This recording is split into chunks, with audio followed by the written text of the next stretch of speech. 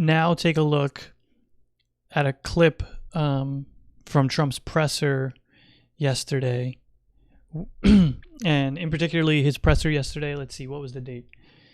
Yesterday on April 13th. His presser yesterday was far unhinged than normal. He went completely off the rails, entirely unglued. It was just, wow, holy Christ. The man he's not well. He's not well. And he want to talk about trigger, like his base, he's talking about years ago, trigger the libs. No one is triggered harder than Trump. He gets set off very easily, and really all it ever seems to really take is a tough question by a reporter, and even more so if it's a tough question by a woman reporter. Oh man, he is set off. Let's look at this clip right here and watch him just lose his shit, and then we'll come back and talk about just the hilarity of it all and the sadness of it all.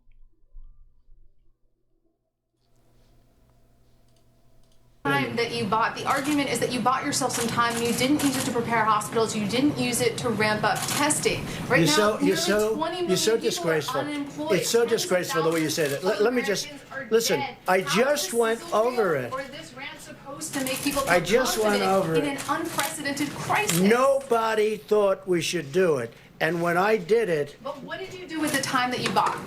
You know the we month did. Of February. That we did. Was a gap. What do you do? Month of February. What do you do when you have no case in the whole United States? You had cases when in February. Excuse me, you reported it. 0 cases, 0 deaths on January 17th. January. February, the entire January. month of February. I said in January. Your video has a complete gap. On January 30th. What did your administration do in February with the time that your travel ban botched? A lot. What? A lot. And in fact, we'll give you a list. What we did, in fact, part of it was up there. We did a lot. Look. You know you're a fake. You know that. Your whole network, the way you cover it, is fake. And most of you, and not all of you, but the people are wise to you. That's why you have a lower approval rating than you've ever had before, times probably 3. And when you ask me that question, let me ask you this: why did Biden apologize? Why did he write a letter of apology? No, that's very important. Why did the Democrats think that I acted too quickly? You know why? Because they really thought that I acted too quickly. We have done a great job. Now, I could have kept it open. And I could have done what some countries are doing. They're getting beat up pretty badly. I could have kept it open. I thought of keeping it open because nobody's ever heard of closing down a country, let alone the United States of America. But if I would have done that, we would have had hundreds of thousands of people that would right now be dead. We've done this right, and we really have done this right. The problem is the press doesn't cover it the way it should be. Go ahead. One more question, Steve. Go ahead. That is how it's supposed to be done. That's Paula Reed from CBS, and that's how they should be asking questions. She's pressed him. He was talking about January. She said no, February. The question was about February when you didn't do anything. You can see him get flustered. He gets angry. He loses his shit. He starts calling her fake news, a disgrace.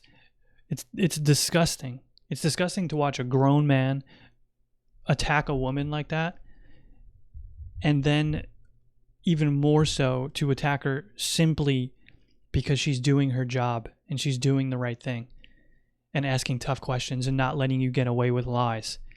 And what I would love to see more in these pressers is stuff like that. And then when he goes off the rails like that, is I want to see the other reporters stick up for each other. Someone should have stuck up for her the next question and ask the same question again, or let him know that you can't talk to her like that.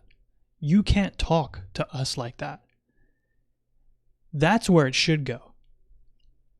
And then he keeps going on about he could have kept the country open. We could have kept the country. No, you couldn't. That wasn't a viable option.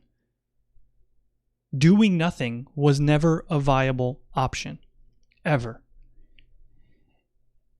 And he wants credit for sitting on his ass for 2 months while the virus spread around the country and people died and people got sick and we didn't close anything down, and he was calling it a Democratic hoax and saying it was going to be washed away from our shores like a miracle. No. Okay? If your house is on fire and I take a cup of water and dump a cup of water on it, are you going to applaud my effort in putting out that fire? There was never a viable option not to do anything. So please don't fall for that stupid talking point. And furthermore, if you're the person who watched this presser or saw clips of it and thought it just wonderful, like it was just great, I have two questions about you. One is, I question your patriotism.